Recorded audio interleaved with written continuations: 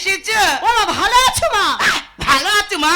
কালকে তো হাতে তুলে দিয়েছো, ওই কালকে তো বলে বিয়ের আগে বলে তোমার আমি রাজরানী করে রাখবো, আর এখন বাড়ির চাকরানি করে রেখে দিয়েছে। জামাই আমার মেয়েটির সঙ্গে কি তুমি এটা ঠিক করছো? তোমার মেয়ের ভাগ্য ভালো, চাকরানি হয়ে একটা বাবুর সাথে একই বেটিং এ ঘুমায়। শুনলে? তুমি তো বিয়ের আগে আরো কইছিল তোমার নাকি সোনার দোকান আছে, সোনার দোকানটা এখন কাই গেল? হ্যাঁ কাই গেল, তা মোড়ে মাথা যে দোকানটা ওটা কাদের দোকান? ও তো আমাদের দোকান তো। আরে তুই আর মুখ নারিনি, ওই ভাঙা টিনের চা ওটা আমার নাকি সোনার দোকান। হ্যাঁ তুমি হয়তো জানো না, আমার বাবার নাম সোনা, কি হয়েছে? ওই জন্য সবাই বলে ওটা সোনার দোকান। তুই হ। মা তোমার দোকানে ছিঁড়ে দেখো গো, এ পাশ দিয়ে লোক ঢুকবে, সে পাশ দিয়ে লোক সব ভর ভর করে বার হয়ে যাবে। ভর ভর করে বার হয়ে যাবে। তুই জানো কত মহান মহান ব্যক্তি আমার বাবার কাছে মাথা নিচু করে?